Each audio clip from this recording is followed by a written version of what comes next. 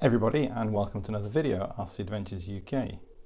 So today we're going to take a look at the SKYRC engine heater, really look and understand how hot it does take our nitro engines, and a little bit of understanding of why we should consider preheating to make things a little bit easier when we come to start those nitro engines. So come on in and let's have a look. And we'll talk through some of the specs and find out exactly what this SKYRC nitro engine heater can do. Okay, so this is the SKYRC nitro engine heater, and according to the adverts, it claims to heat your nitro engine to 60 to 70 degrees centigrade in just 10 minutes. And of course, why is that important? Well, when we look to start our engine, we want to reduce the amount of stress, reduce the amount of wear on our engine parts, and for ease of starting, then using a nitro heater is something that could, and in fact should, help us get it started a little bit quicker. Okay, let's get it open and have a look and see what we get inside the box.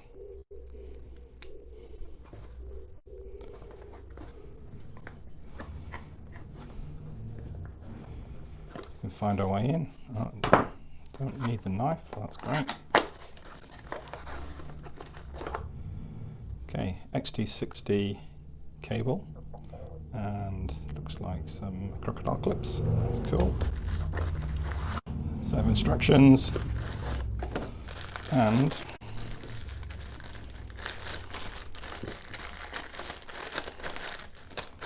all very nicely packaged. Let's just move that out of the way. And our nitro heater. There we go, XT60 connector, which a lot of guys use, especially on those higher volt batteries. Great for the higher current draw. And there we go, that's pretty cool. Velcro fit. Now it should fit most nitro engines. It says up to 0.26 in capacity. I'll be using it on my 1/8 nitro predominantly, so that's 0.21, and therefore we should have a great fit. Nice to see a nice long cable, and here's the control, which we'll have a look at in a moment when I look to get it up and running. Okay, let's have a look and see how it fits on my 1/8 nitro buggy. Move that out of the way.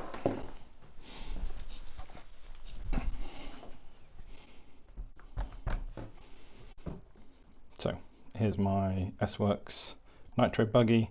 Got a Nova Rosa P5 XL engine. Got this great little bit of Velcro on here.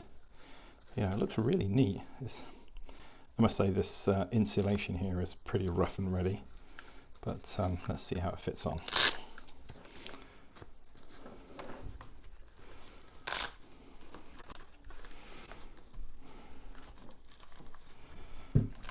Okay, yeah, it fits, no problem with that. And it's got this neat little access hole at the top there for either temperature gauge, or you could get your glow igniter in there if you want to get the engine started. So one thing to consider when you're using these nitro engine heaters, if you're going to be on a race day or race weekend, depending on your access to a charger, you've got to think about how much energy this will consume and the availability of your batteries. So just a reminder, this is a 90-watt heater according to the specs, and if you think back to your high school maths, watts equals amps times volts. Therefore in this instance we've got 90 watts divided by 11.1 volts if you're using a 3S battery, so that is equivalent to 8 amps. So if you wanted to run this for an hour, you would need 8 amp hour battery, and of course most RC batteries talk about milliamp hours, so you'd need at least 8,000 milliamp hours available for you to use this for 1 hour consistently. And if you've got a 12 volt battery that you're using, then the maths brings you to 7.5 amps, so you need a capacity of 7,500 milliamp hours to run this for an hour. Let's have a look how effective this is. So I've got my simple temperature gun. Just remember, when you're using temperature guns, keep consistent, use the same one to yourself, just because of consistency. They're not really calibrated items, certainly this one isn't. So it is something that if you want to be consistent, then use the same thermometer to work on your cars, and you'll have a good relationship between this, the temperature, and maybe next time you come to use it. So this is pretty simple. It's just a infrared. It's pointing that in there straight into the top of the engine, and that's reading 15.3 degrees centigrade. I'm in the UK, so if any of you in America, then I'm sorry, you'll have to do the conversions yourself. I've got this small 3S battery that I'll use. You know, thinking back to what I was talking about, amp hours, this one would be okay, but you wouldn't get many runs through before this battery was completely useless, and you have to recharge it. So I'll plug it in. Yeah, good old XT60 connector. And then you've got a really simple control. There is an LED on here you can't see, but there's a very simple on-off switch here. And that's it on. Okay, so we'll come back in 10 minutes and we'll see what temperature we've got on the engine.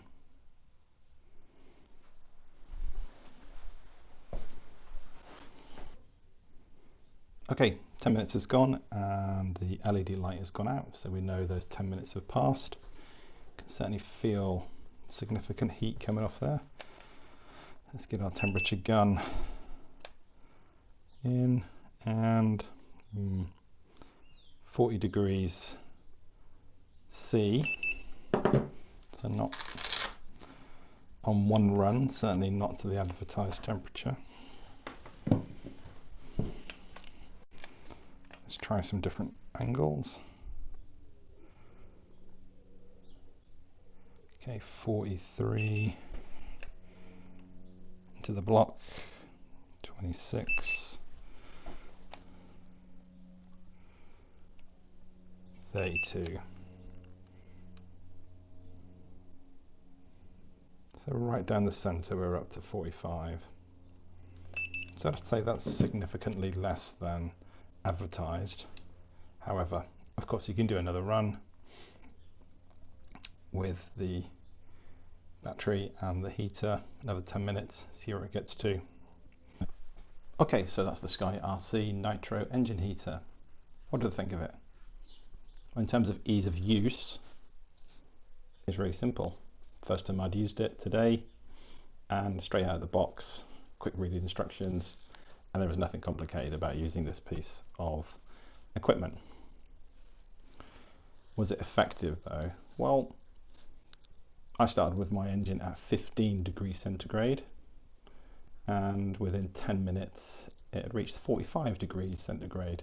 So it didn't quite match the specifications identified in the instruction booklet, where it says that it would get to 60 or 70 degrees centigrade in those 10 minutes. But of course you could run it again for another 10 minutes and I'm sure you'd get much closer. But even after 10 minutes, with your engine at 45 degrees centigrade, it would certainly have a much more easy time in terms of possible wear to the engine, and certainly easier in getting the engine started than you would do without it. Would I recommend it? Yes. Very easy piece of kit, not very expensive. This was £22 in the UK. It's about $30 in the US. And if you've already got a 3S LiPo, then you don't need another battery. But of course, 3S LiPo you can pick up relatively cheaply these days. So yeah, definitely would recommend it. And if it takes away any frustration when you're using or wanting to use your nitro engine, then that's a good thing. That's it for today. Take time to subscribe, and I'll see you on the next video.